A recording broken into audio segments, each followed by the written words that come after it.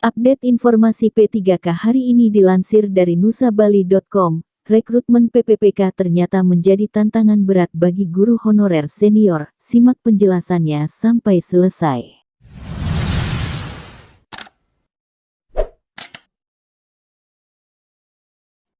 Pemerintah pusat melalui Kemenpan RB menyetujui usulan Pemkab Gianyar untuk pengadaan ribuan P3K pegawai pemerintah dengan perjanjian kerja tahun 2022, terbanyak formasi untuk guru.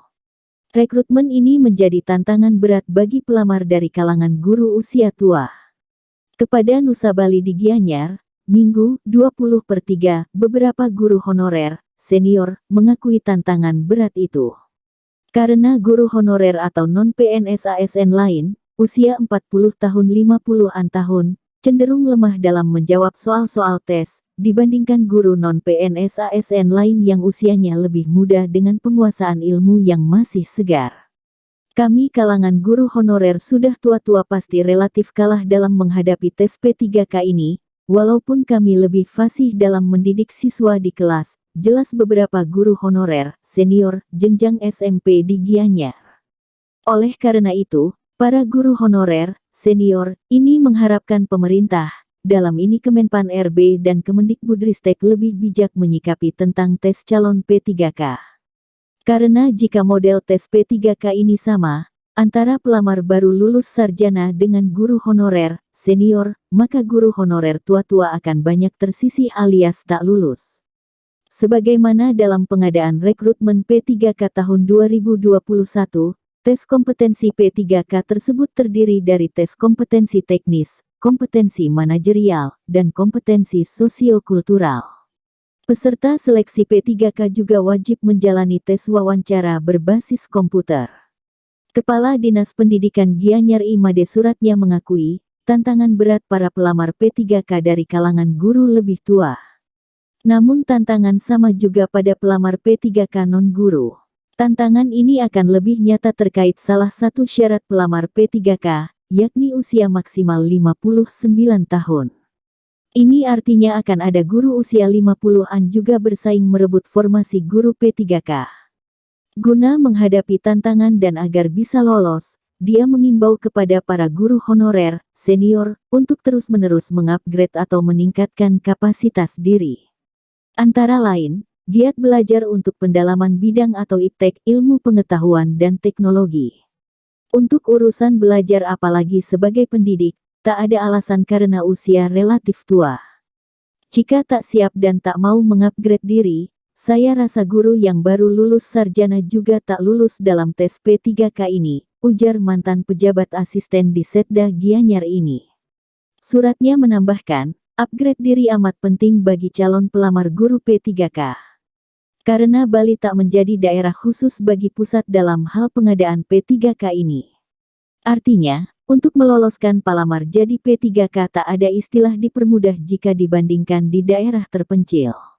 Pengelola data PTK Pendidik dan Tenaga Kependidikan, Dinas Pendidikan Gianyar Dewa Gede Agung Aryawan menambahkan, rekrutmen P3K mulai proses pelamaran hingga pengumuman melalui sistem e-formasi. Secara umum, sistem ini memosisikan pelamar dalam 3 tahapan tes. Tahap pertama, pelamar atau guru yang telah terdaftar dalam Dapodik, data pokok pendidikan ijazah pelamar linier dengan formasi yang dilamar, dan pelamar terdaftar di tempat mengajar. Tahap kedua, pelamar sudah lulus sertifikasi guru namun belum terdaftar dalam Dapodik. Tahap ketiga, pelamar bertarung secara bebas atau bisa-bisa ikut tes P3K ke kabupaten kota lain. Sebelumnya diberitakan, pemerintah pusat menyetujui usulan Pemkab Gianyar untuk perekrutan P3K tahun 2022. Kepala BKPSDM Badan Kepegawaian dan Pembinaan SDM Gianyar Iwayan Wirasa mengatakan, usulan P3K tersebut 1.700 formasi ke Kemenpan RB lewat e-formasi. Usulan terbanyak untuk guru 1.437 formasi, tenaga kesehatan 245, terdiri dari perawat, dokter dan apoteker, serta tenaga teknis 18. Lanjut honorer dan P3K dianggap membebani APBD, daerah ini meminta pusat rekrut CPNS. Pemerintah Kabupaten Pemkab Lebak, Banten mengalami kekurangan tenaga aparatur sipil negara atau ASN lantaran banyak PNS yang pensiun.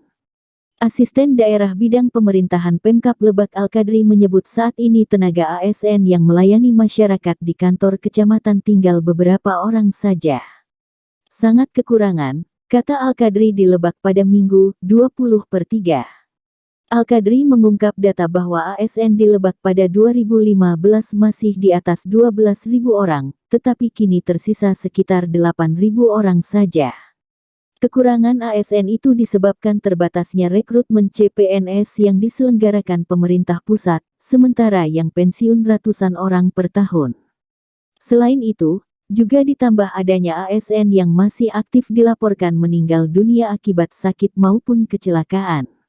Pemkab Lebak setiap tahun selalu mengusulkan kepada pemerintah pusat untuk terus membuka penerimaan calon pegawai negeri sipil CPNS. Sebab, kekurangan tenaga ASN tersebut bakal berdampak terhadap pelayanan kepada masyarakat. Terlebih lagi, wilayah Kabupaten Lebak begitu luas dengan topografi perbukitan dan pegunungan. Kemudian, kata Al-Kadri, saat ini Lebak memiliki penduduk sekitar 1,3 juta jiwa. Jika diasumsikan, satu ASN sekarang melayani 200 orang warga. Kami berharap pemerintah pusat setiap tahun membuka lowongan CPNS, ujar Al-Kadri. Dia beralasan Pemkab Lebak sudah tidak mengangkat pegawai honorer karena dapat membebani keuangan daerah. Kondisi itu akan sama bila daerah mengangkat pegawai pemerintah dengan perjanjian kerja atau PPPK. Sebab, gaji PPPK kini menjadi tanggung jawab daerah, tidak lagi ditanggung dana alokasi umum (DAU) dari pemerintah pusat. Kami minta pemerintah pusat dapat memperbanyak kuota CPNS, harap Al-Kadri. Informasi selanjutnya teman-teman di sini ada penjelasan BKN yang belak-belakan soal penyebab NIP PPPK belum yang terbit, guru honorer diharap jangan kaget. Para guru honorer yang lulus seleksi pegawai pemerintah dengan perjanjian kerja atau PPPK tahap 1 makin galau.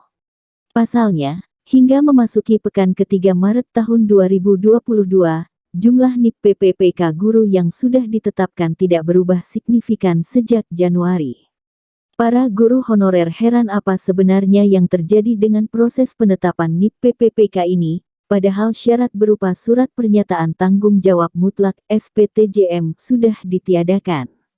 Mengenai masalah tersebut, Karo Humas Badan Kepegawaian Negara (BKN), Satya Pratama mengimbau agar guru honorer tenang karena proses penetapan NIP PPPK guru tahap 1 dan 2 tengah berjalan.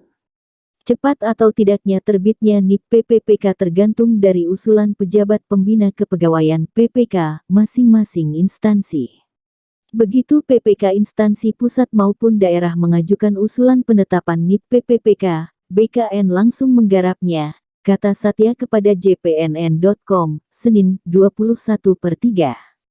Soal pertimbangan teknis Pertek, yang ramai dibahas guru honorer di Jawa Barat sebagai penyebab lambatnya NIP PPPK terbit, Satya menegaskan tidak seperti itu. Sebab, Pertek terbit setelah diusulkan PPK.